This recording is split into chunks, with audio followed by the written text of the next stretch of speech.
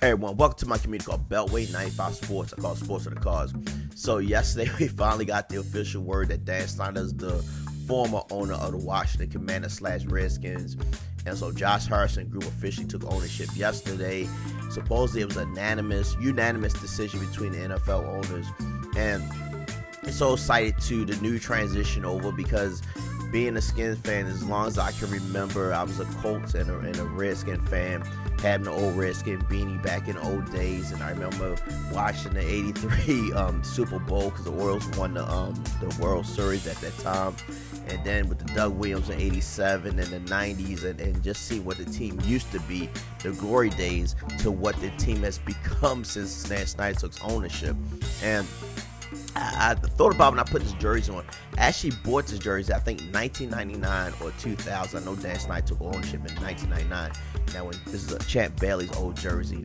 So I'm like, I just bought that when he took ownership of the team. And, like I said, it's just those memories of what the franchise used to be. And when Dan took over, he was more of a fan than an owner.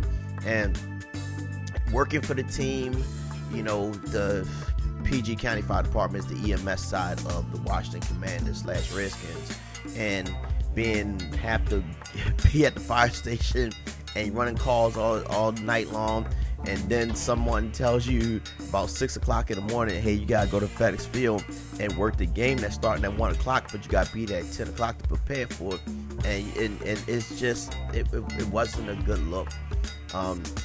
I guess I could say now one of my co-workers, his uncle is one of the people that was one of the cheerleader. I think he was head of the cheerleader department or whatever it was, and he had an article in a couple of news reports, especially the Washington Post. So he's probably one of the people that probably spread a spotlight on Dan Snyder's situation. I know he got fined $60 million because of the shenanigans that that he and not just him, people underneath of him have put on this team, as far as the cheerleading situation, the sexual harassments and things like that. And they don't talk about how they force employees to work. And when you came into FedEx Field, you had a specific class you had to take, and it's the room where you see the Redskins, the Commanders do the news conferences. That's the room that we were supposed to get debriefed on what we do for that game.